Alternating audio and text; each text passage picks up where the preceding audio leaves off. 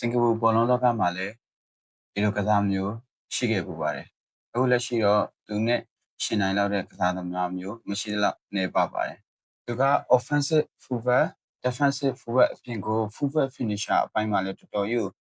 တဲ့ကစားသမားမျိုးဖြစ်တယ်။မိတ်ဆွေတို့သူ့ပုံကြည့်ရင်သိမြင်နိုင်သလိုသူကစားခဲ့တဲ့ပွဲတွေကိုကြည့်ရင်သိမြင်နိုင်ပါတယ်။သူအများဆုံးဆော့တဲ့အသင်းတွေက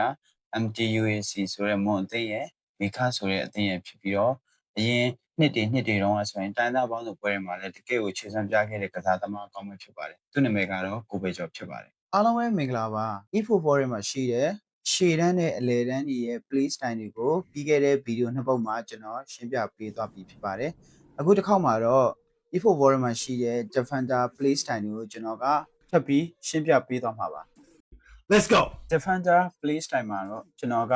အုပ်စု၃စုနဲ့ရှင်းပြမှာဖြစ်ပါတယ်။ပထမတစ်စုအနေနဲ့ကတော့ offensive fullback, defensive fullback, fullback finisher အဲ့ဒါပထမတစ်အုပ်စုဒုတိယအုပ်စုအနေနဲ့ extra frontman ပြီးတော့ backman ဒါကဒုတိယအုပ်စုတတိယအုပ်စုအနေနဲ့ကတော့ offensive goalkeeper နဲ့ defensive goalkeeper တို့ပဲဖြစ်ပါတယ်။ပထမဆုံးချက် offensive fullback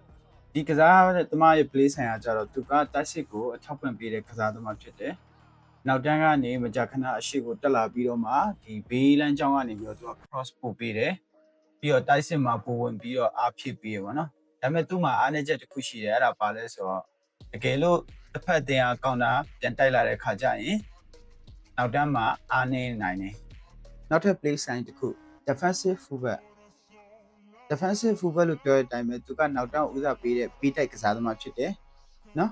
သူက defensive line ကိုလည်းမကျော်သလိုသူက winger တွေကိုလည်းမလုပ်ပေးနိုင်တဲ့အရေးချင်းရှိတယ်ပြီးတော့ bin နဲ့ကိုလုံမယ်ဆိုရင်အနောက်ကနေပြီးလုပ်တဲ့ကစားသမားမျိုးကိုခေါ်လို့ရတယ်သူရဲ့ဒီ game play အကျိုးသက်ရောက်မှုကိုပြောရမယ်ဆိုရင်သူ side defense မှာအရန်တည်နေပြီးတော့ကောင်းတာအတက်ခံရတာလည်းနေပါမယ်ပြီးတော့ဒီကစားဖွဲ့စည်းပုံမပြတ်လွယ်ဘူးပေါ့နော်အကယ်၍ offensive fullback လို့ရှေ့တန်းကိုလိုက်ပြီးတော့မှကုမယ်ဆိုရင်ကျွန်တော်တို့တစ်ဖက်သင်းရဲ့ကောင်းတာကျလာတဲ့ခါကျရင်ကစားဖွဲ့စည်းပုံမတည်ငြိမ်တော့ဘဲနဲ့ပိုးပေးရဖို့များပါတယ်နောက်ထပ် play style တစ်ခု fullback finisher ဒီကစားသမားဆိုရင်ကျွန်တော် eFootball မှာပဲတွေ့ရတတ်ပြီးတော့အပြင်လောကမှာတော့ရှိတယ်ဒါပေမဲ့ရှားတယ်ပေါ့နော်သူကတော့အဓိကတိုက်စစ်တဲ့ဝင်ပြီးတော့ဂိုးအဆုံးတက်နိုင်တဲ့ဘီကစားသမားဖြစ်တယ်သူရဲ့လှုပ်ရှားမှုပုံကတော့သူက win ဟိုတော့ line မတက်ဘဲနဲ့ hard speed တဲ့ကိုသူကဝင်တယ်အမြဲတမ်း striker နောက်မှာရှိပြီးတော့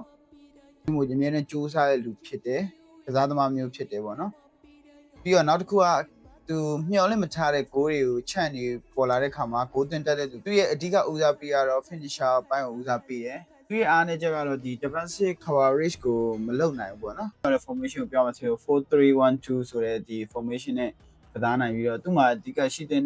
ရေချင်းတွေကတော့ finishing ဘိုင်းတွေ ball control ဘိုင်းတွေ offensive awareness တွေ team power တွေရှိတယ်နော်နောက်ထပ်အချက်တွေဖြစ်တဲ့ extra frontman နဲ့ pin နဲ့ offensive goalkeeper နဲ့ defensive goalkeeper တို့တော့ကျွန်တော်နောက်ဗီဒီယိုမှာရှင်းပြပေးမှာဖြစ်ပါတယ်အားလုံးကျေးဇူးတင်ပါတယ်နောက်ဗီဒီယိုမှာပြန်တွေ့ကြပါမယ်